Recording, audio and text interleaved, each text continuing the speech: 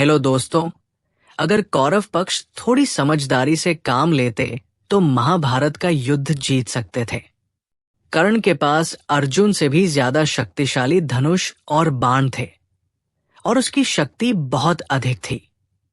कर्ण के पास विजय धनुष था जिसमें ऐसी विशेषताएं थी जो अर्जुन के गांडीव धनुष में नहीं थी।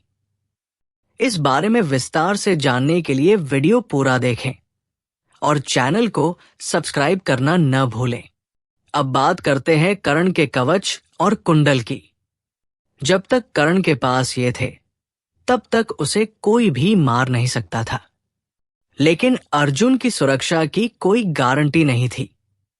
देवराज इंद्र और भगवान श्री कृष्ण ने मिलकर छल से कर्ण से उसका कवच और कुंडल ले लिया, लेकिन इसके बदले में इंद्र को कर्ण को अमोघास्त्र देना पड़ा।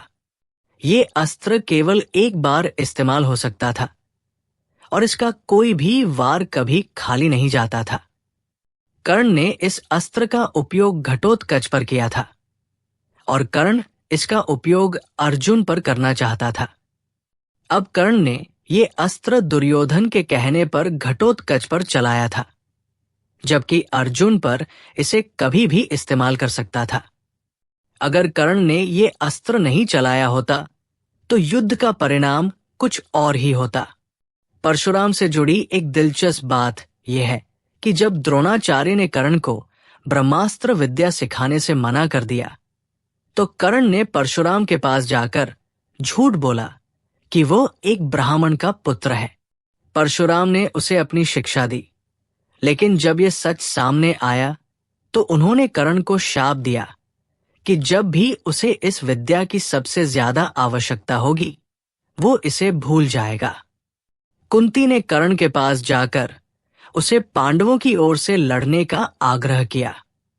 कर्ण को यह पता था कि कुंती उसकी मां है, लेकिन उसने कहा कि वो अपनी निष्ठा और विश्वासघात नहीं कर सकता। उसने वचन दिया कि वो अर्जुन को छोड़कर किसी अन्य पांडव पर शस्त्र नहीं उठाएगा। लोक कथाओं में यह कहा जाता है कि कर्ण के तरकश से एक जहरीला सर्प निकल कर आया और सर्प ने बताया कि अर्जुन ने खांडव वन में आग लगाई थी जिससे उसकी माता मारी गई थी और इसलिए वो अर्जुन से प्रतिशोध लेना चाहता था। लेकिन कर्ण ने सर्प को समझाया कि अर्जुन का उद्देश्य कभी उसकी माता को मारना नहीं था और कर्ण ने उसे वापस लौट जाने को कहा। अब अगर कर्ण ने परशुराम के शाप को सही से समझा होता तो युद्ध के परिणाम में शायद बदलाव आता। कर्ण ने एक बार एक गाय के बछड़े को मारने पर एक ब्राह्मण से शाप लिया था कि जिस दिन वो खुद को असहाय महसूस करेगा उसी दिन उसे अपनी गलती का एहसास होगा। और इसी शाप के कारण कर्ण के जीवन में कई कष्ट आए, खासकर युद्ध के अंतिम समय में।